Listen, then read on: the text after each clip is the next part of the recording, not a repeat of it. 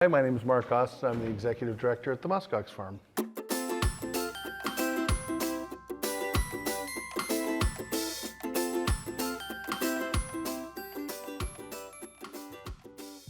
Tell us a little bit about this farm, Mark, and just the origins of it. Well, that's a long story. Okay. Our founder, he started in 1954 with the idea that you might actually keep muskoxen in captivity. It's all about their fiber.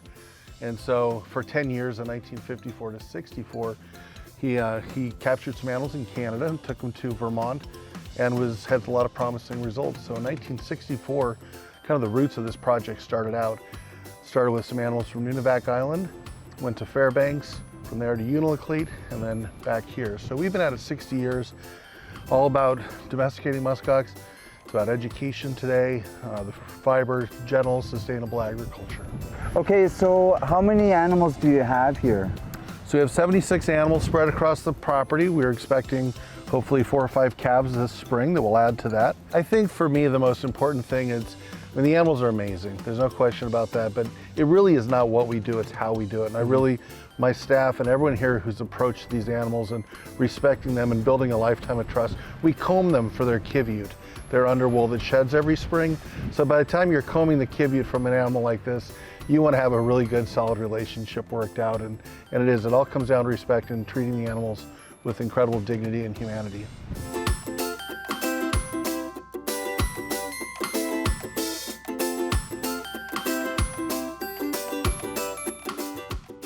I think for a lot of us, our favorite part is getting to teach people about an animal that they mainly have never heard of, which is super cool, and then introducing them to each individual muskox. So instead of it just being like, this is a muskox, this is what it looks like, it's a lot of, well, this is Paprika, and let me tell you about her, and really connecting them to them as individuals as well.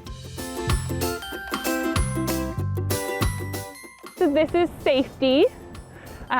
Safety she's pretty sure humans exist to hang out with her. Do they allow you to get really close and brush them?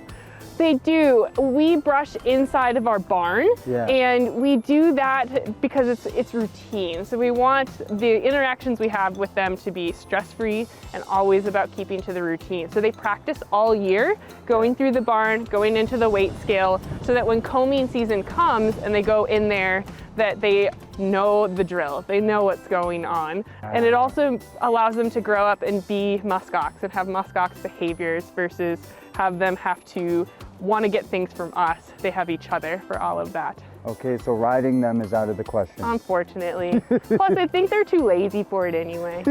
Yeah.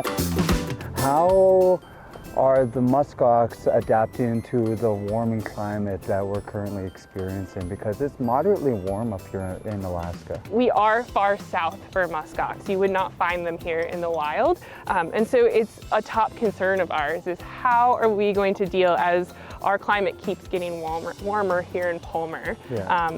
We've always had a little bit more of a temperate temperature because of the ocean in our winters and summers, but we're seeing higher temperatures in the summer, a little bit higher in the winter, earlier springs, and so it's something we're concerned about and hoping to continue to learn a bit as we go. But we're doing things for summers like making sure we've got shade for them, and they go into pens with trees in it, things like that. They're amazing. They're incredible animals. They ran around with saber-toothed tigers and woolly mammoths. They're the ones that made it.